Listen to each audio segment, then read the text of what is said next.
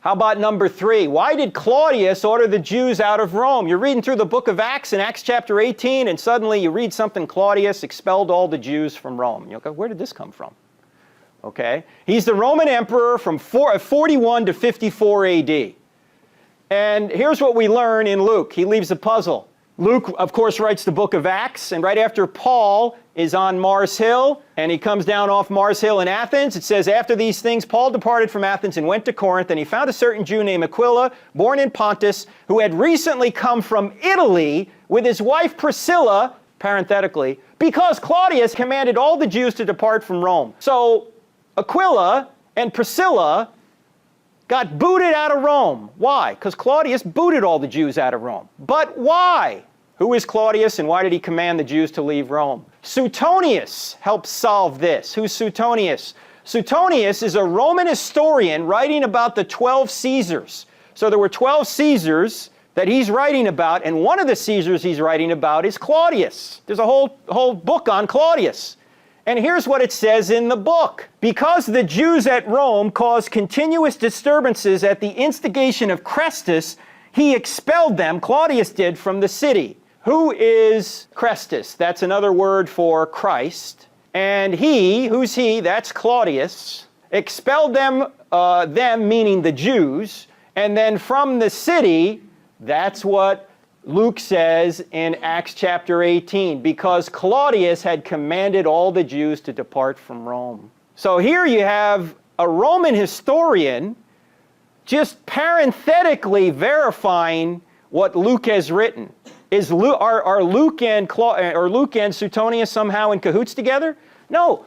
Luke is writing prior to 62 AD, or about 62 AD, maybe before that. Suetonius is writing in about 117 AD. So they're, 50-something years apart. They don't even know each other. But they're given details that interlock.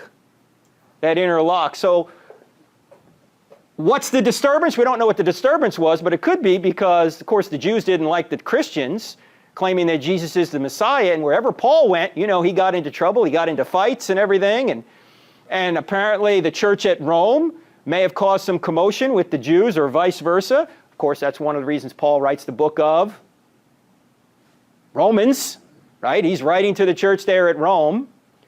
So all this fits together like a jigsaw puzzle. Now, you've got Josephus. Now you also have Suetonius, and he's verifying what Luke says because Luke has written Acts. How about Herod? Did Herod really kill John the Baptist? What's the story of John the Baptist? How does he get killed? Herod Antipas, that's this guy. He's the son of Herod the Great, beheaded John the Baptist. This is the guy that Christ stood before. Okay, he beheaded John the Baptist. Why? What did John do that Herod's, this guy, wife didn't like? Discuss their extramarital arrangement. Yes. Here's what this guy did. He liked his stepbrother's wife.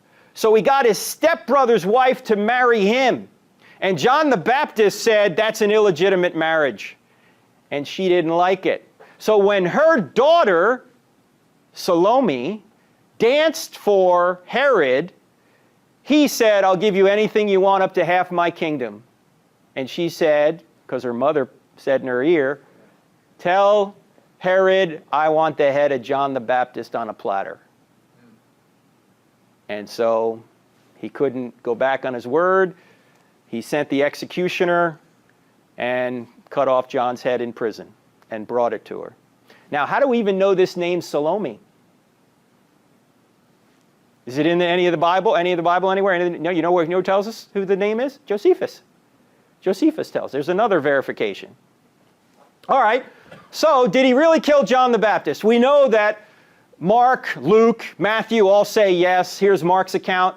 The king, Herod Antipas, was greatly distressed, but because of his oath and dinner guests, he did not want to refuse her, so he immediately sent an executioner with orders to bring John's head. The man went, beheaded John in the prison, and brought back his head on a platter. He presented it to the girl, and she gave it to her mother. Can you imagine that? Isn't that kind of brutal? Here, Mom.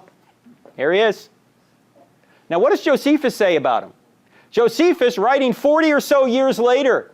Now, some of the Jews thought that the destruction of Herod's army came from God, and that very justly as a punishment of what he did against John, that called the Baptist. For Herod killed him, who was a good man, and commanded the Jews to exercise virtue, both as to righteousness towards one another and piety towards God, and so to come to baptism.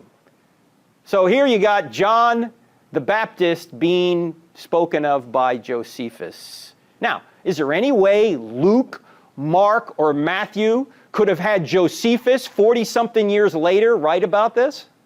They don't even know this guy. They're dead already. So, now you have Josephus verifying the John the Baptist account, and the John the Baptist account appears in Matthew, Mark, and Luke.